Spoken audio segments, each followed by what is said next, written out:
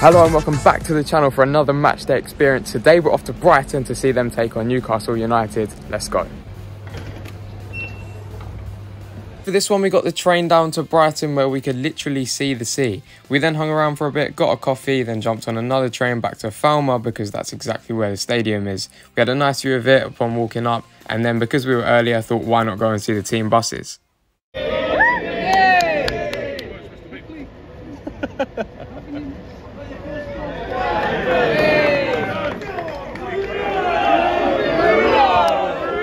We then had a look around the nice outside bit of the stadium, and in case you forgot where we were today, I'd say Brighton have one of the nicest outside bits. They've got food, they've got music, mascots, everything. It's brilliant.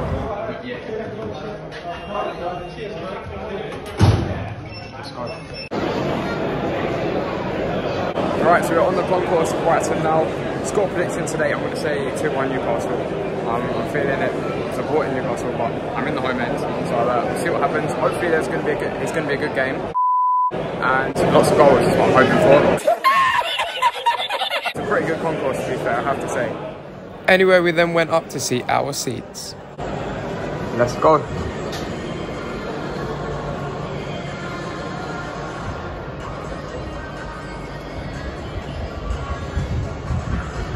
So after that quick pan around the stadium, here's the view from my actual seat.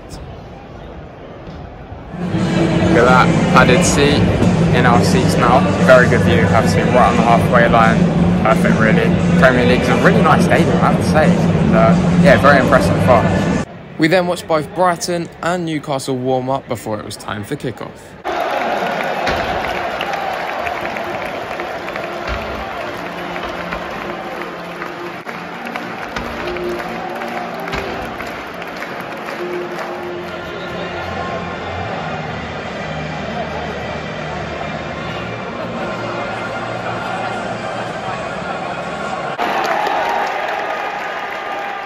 Quick look at the scoreboard, which I'll be rating out of 5 at the end of the video. Anyway, then Newcastle had a free kick which was played in towards the front post. The ball then came out to Saint-Maximin, who looked to take on the defender before playing it in towards Callum Wilson, and eventually the ball was cleared.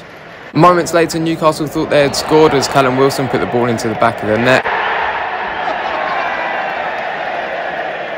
Moments later, Brighton fans nearly had something to cheer about too, but Nick Pope was prepared. Saint-Maximin then wanted a free kick, but the referee saw things differently.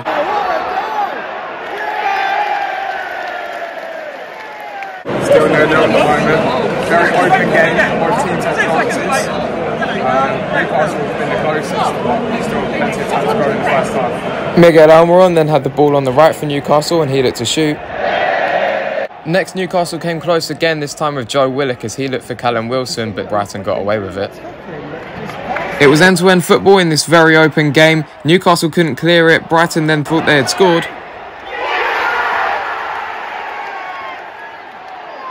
What? What happened there? I thought he'd scored. Alexis McAllister then had a shot.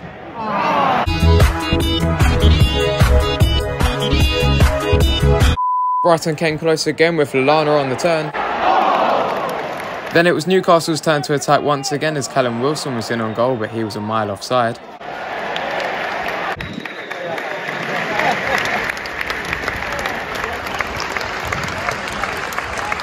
Half-time, 0-0, good game, very open, it's still very open. Lots of chances, couple yellow cards as well, it's a bit feisty, but let's hope for more in the second half.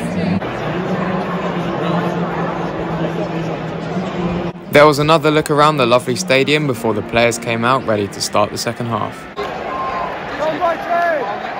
Brighton had the first big chance with this header. The host then had another chance, but this time it was blazed over the bar.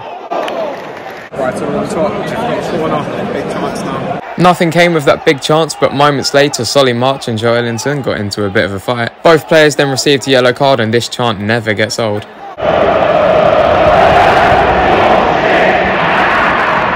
Back onto the football, Maximin put the ball into the box. Brighton then made a quick substitution. Dan Burn then had a chance to score against his former club. Brighton then had a bit of a mix-up at the back. The home side then had their best chance of the match to score so far.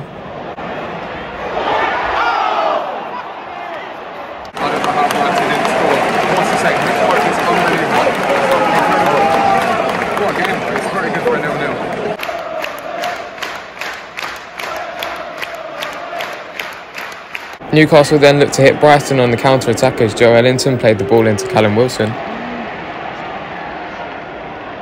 He then played it across the box, but no one was there. Pascal Gross then played a nice 1-2 with Mitoma before playing it across the box, and I still don't know how Brighton didn't score. Mitoma was there once again as Brighton nearly scored once more. Callum Wilson then took his time coming off the pitch after being substituted, and this annoyed the Brighton fans. Ooh, you're hard, showing off.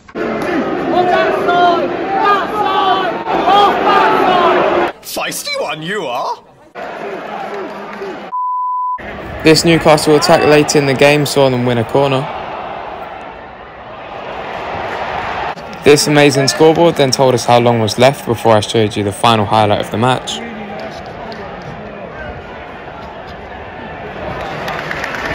So that was that. Neither side could find a winner and it finished 0-0.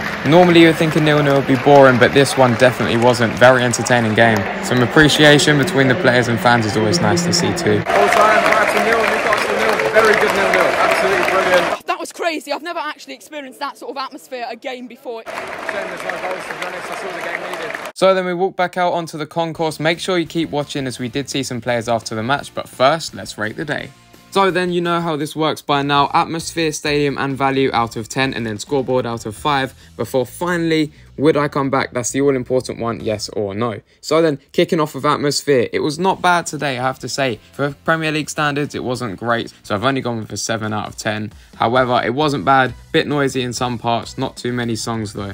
Next up, it's the stadium itself, and I'm a big fan of this stadium, I have to say. Where we were sitting, it was absolutely brilliant. Padded seats too, I was very impressed. So I think an 8.5 out of 10 is a very fair score. Next up is the value. Now, it wasn't bad. £22 for my ticket. I think it was £42 for an adult's ticket, which isn't really too bad for a Premier League game. Unfortunately, though, it was a 0-0, and I think a 7 out of 10 is a fair score. Also, that is my ticket on screen, just in case you were wondering where I sat. Perhaps I could have gone a little bit higher with that score, especially as we were on the halfway line. Anyway, it's the scoreboard now. 5 out of 5. Absolutely perfect. It had the teams on the scoreboard. It had very few ads. It showed the match. It showed replays. It was fantastic. It had also substitution, little animation things. It was brilliant, I have to say. 5 out of 5. Best one so far. And now finally, the all-important one, would I come back? Now with this brilliant view, for not a bad price, who could say no? The only thing was there were train strikes on the day and the journey on the way back was absolutely awful. So do be careful if you're going to Brighton from London. Anyway, I would come back based on the actual day and the football and the whole match day experience in general. So now it's the league table where Brighton sit 4th. If you haven't seen the quick update of the table, then go and watch the previous video, the Watford one, and I've updated a little bit. You can see the scoreboard rating is now out of 5 and I've changed the order a little bit as well. So 4th for Brighton, just above Man United. However, we know that that will change. Well, it could change when I see them take on Liverpool on the 22nd of August. Anyway, as promised, we did see some of the players after the match. Alan! Al!